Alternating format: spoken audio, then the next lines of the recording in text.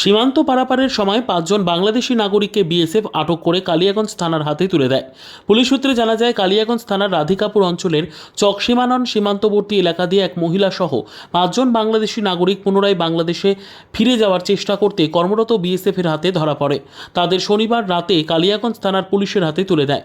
ধৃতরা হলো বিনয় রায়, বাড়ি বাংলাদেশের বিরল থানার অন্তর্গত, আশানন্দ রায়, চিত্র দেবশর্মা, নমিতাবালা দেবশর্মা ও দীপু দেবশর্মা। এই 4 জনের বাড়ি বাংলাদেশের বোচাগঞ্জ থানা এলাকায়। জানা যায়, তারা বিহারে কাজের সন্ধানে গিয়েছিল।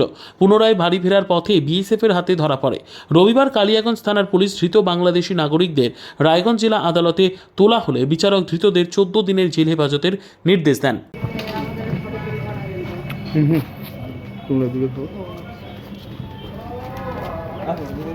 কতদিন আগে আসছিলেন আপনি দিদি? কতদিন আগে এসেছিলেন? হ্যাঁ, কোথায় বাড়ি আপনার? বাংলাদেশে? বাংলাদেশে কোথায় বাড়ি? মালদা বলে।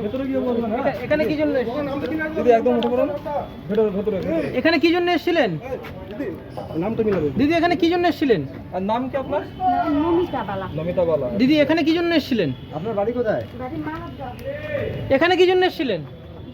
ভেতরে গিয়ে বসুন। হ্যাঁ দিদি, পাশে গিয়ে বসুন। হ্যাঁ, ব্যুরো রিপোর্ট, উত্তর বাংলা সংবাদ।